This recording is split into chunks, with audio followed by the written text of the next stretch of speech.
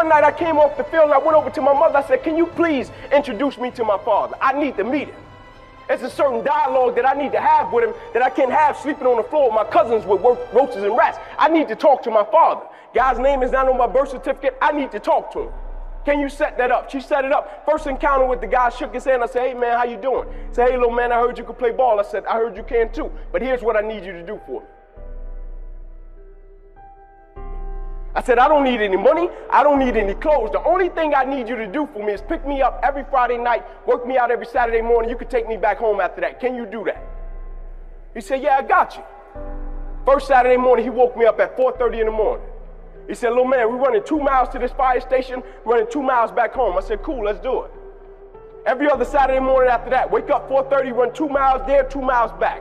One Saturday, I said, man, I'm going to beat him out. I beat him out to the line. I'm standing there. My father came dragging out of the house. He was walking really slow. And so my father came out and he walked right by me.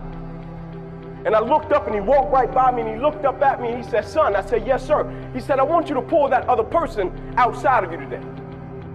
And in my mind, I'm thinking, it's not another person out here. What is he talking about? It's 4:30. It's dark. He kept walking. He looked up again. He said, son. I said, yes, sir. He said, I want you to pull that other person outside of you today. Yes, sir.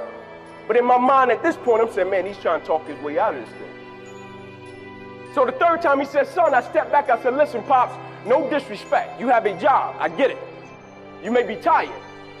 I said, so you can go back in the house, you can go to sleep. It's no hard feelings, but you can't stop me from running to this fire station. I'm running whether you go or not. And he said, son, the thing I'm trying to get you to understand is this, Ink. Son, there is another person inside of you, son. The thing I'm trying to get you to understand is this, Ink. No matter how hard you work, there is somebody inside of you that works even harder.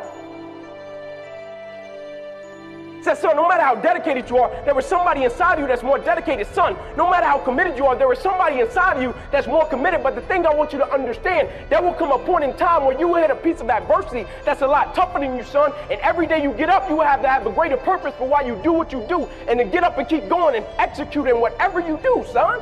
That is what I'm trying to get you to understand. It's a lot bigger than running to the fire station. I'm trying to get you to push yourself to a point that you have never been to before.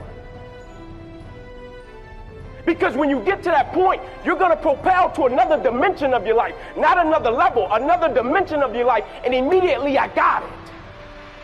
And it had nothing to do with me. Immediately I got it because I saw on down the line of what it could produce in my life. Immediately I got it. It wasn't because I wanted to be fast. I got what the product could produce. I got what getting up at 4:30 in the morning can produce in me and my family's life.